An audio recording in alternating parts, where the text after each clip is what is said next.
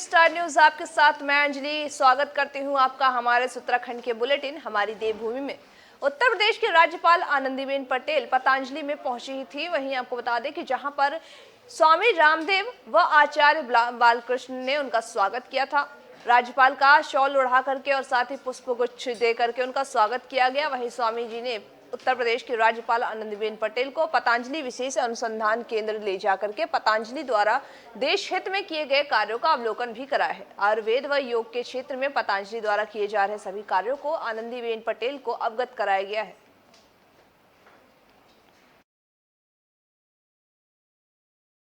उधमसिंह नगर क्षेत्र में हो रही झमाझम बारिश अब आफत का रूप ले रही है। जिले में हो रही बारिश से जनजीवन तो प्रभावित है, साथ ही साथ बारिश का पानी भी अब किसानों की फसल पर कहर बनकर टूटा हुआ है। वहीं आपको बता दें कि खेतों में तेज धूप में मेहनत, साथ ही आपको बता दें कि पानी फसल को पानी दे रही। वहीं किसानों के लिए ये चिंता का विषय है कि लगातार बारिश हो रही है, जिसकी वजह से उनके फसल को भी नुकसान हो रहा है। मौसम विभाग की भविष्यवाणी एक बार फिर सही साबित होते हुए दिखाई दे रही है।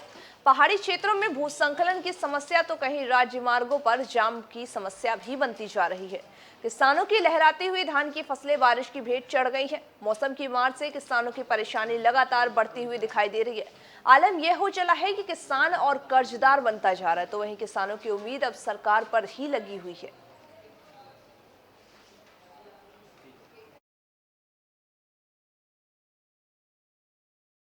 उत्तराखंड के राजस्व के मामले में कहे जाने वाले गोला नदी में चुगान का काम जल्द ही शुरू किया जाएगा। आपको बता दें कि जिसके चलते वन विकास निगम और साथ ही वन विभाग ने अपनी पूरी तैयारी भी कर ली है और वन विकास निगम द्वारा गाड़ी मालिकों को गाड़ी फॉर्म उपलब्ध भी कराया जा रहा है, जिसके चलते सभी वाहन मालिक गोला नदी में अपनी गाड़ी भी लेकर आ सकते हैं। आपको बता दें कि नदी के अंदर वही गाड़ियां भी आ सकती हैं जिनका गोला नदी में रजिस्ट्रेशन होगा। बिना रजिस्ट्रेशन वाले गाड़ियों को नदी के अंदर आने जाने की अनुमति और साथ ही पकड़े जाने पर कई लाखों का राजस्व इन लोगों को देना पड़ता है। इनको उत्तराखंड की लाइफलाइन भी माना जाता है।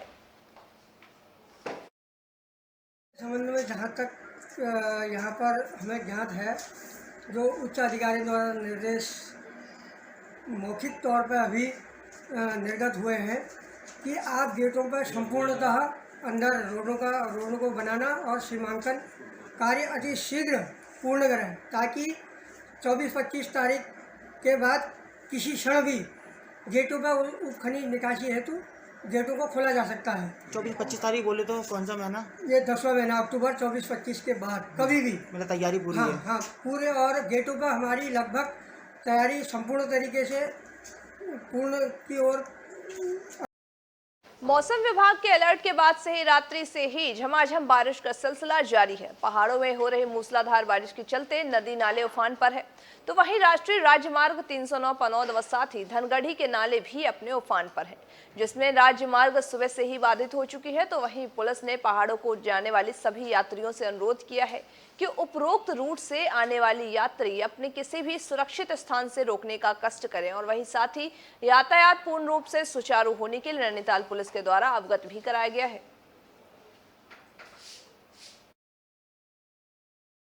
अगली खबर धारचूला से है, जहां पर रविवार से ही लगातार बारिश से जनजीवन अस्त व्यस्त हो चुका है। दारमा वैली में बर्फ सुबह 6:30 बजे से लगातार गिर रही थी, तो वहीं आपको बता दें कि दूसरी तरफ लिपो लेक मार्ग 2 जगह मालाघाट और गर्भाधार में बंद हो गया। प्रशासन, बीआरओ, आईटीबीपी, एसएसबी सभी लोगों को अलर्ट मोड में रखा गया है और अभी भी बारिश लगातार जारी है। तो वहीं धारचूला में 58 मिलीमीटर बारिश अभी तक हो चुकी है।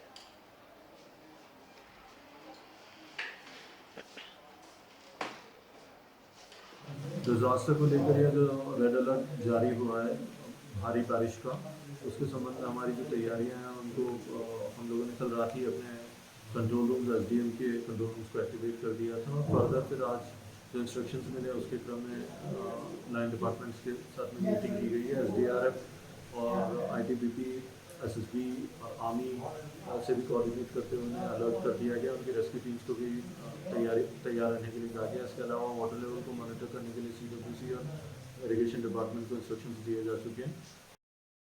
देश में लगातार महंगाई अपने चरम पर है, जिसमें पेट्रोल, डीजल, सरसों व साथ ही सब्जियों के दाम भी आसमान छू रहे हैं, जिसके विरोध में आज कांग्रेस कार्यकर्ताओं ने कांग्रेस कमेटी के अध्यक्ष गौरव चौधरी के नेतृत्व में बीजेपी सरकार का पुतला दहन किया था।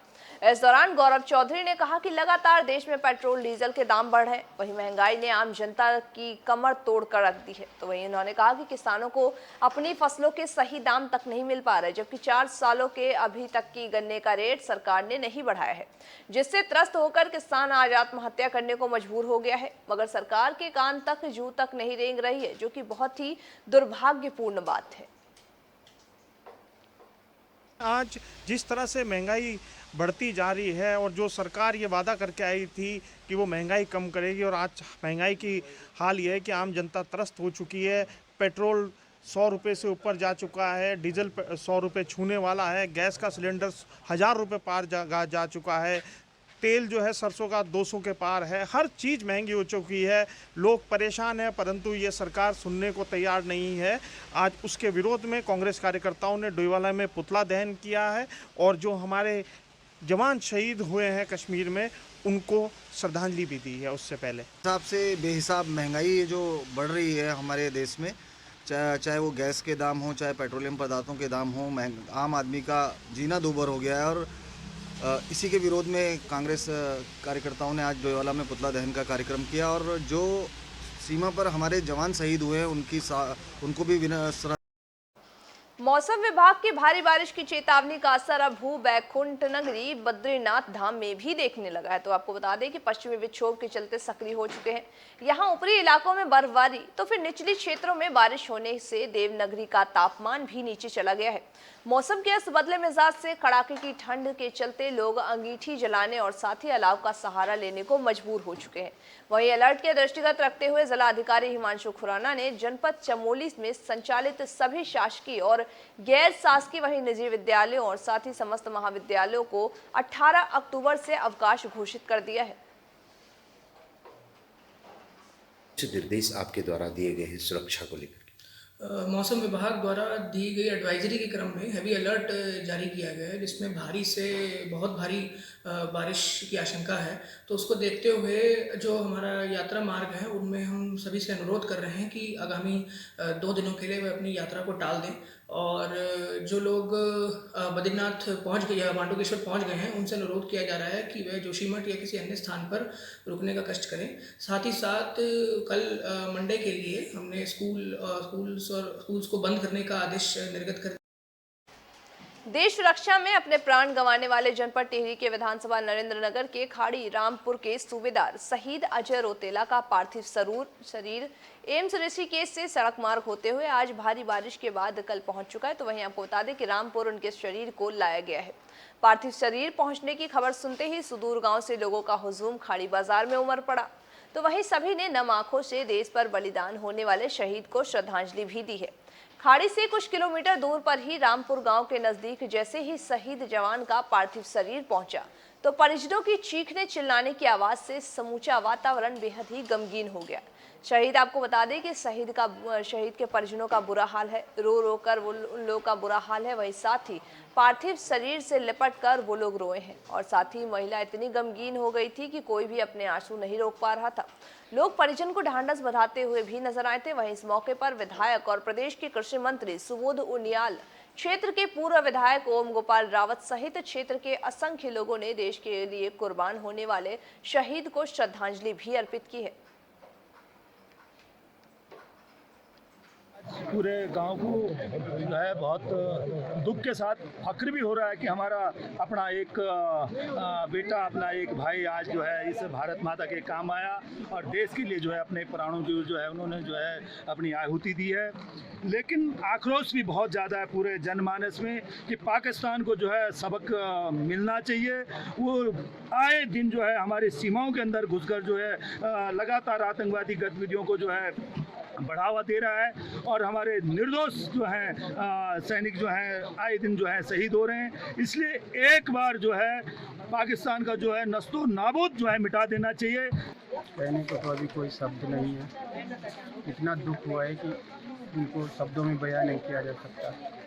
लेकिन साथ ही साथ में गर्व भी है कि जो मेरे भाई हैं, देश के लिए उन्होंने अपने प्राणों का बलिदान दिया है, इस चीज़ का जायज़ा है। लेकिन उनकी कमी हमेशा में चलती रहेगी, इस कमी को कभी कोई पूरा नहीं कर सकता। आज के हमारे इस उत्तराखंड के बुलेटिन में बस इतना ही। तमाम बाकी खबरों के अपडेट्स के लिए बने रहिए हमारे साथ और देखते रहिए AB स्टार न्यूज़, क्योंकि यहाँ पर खबरों का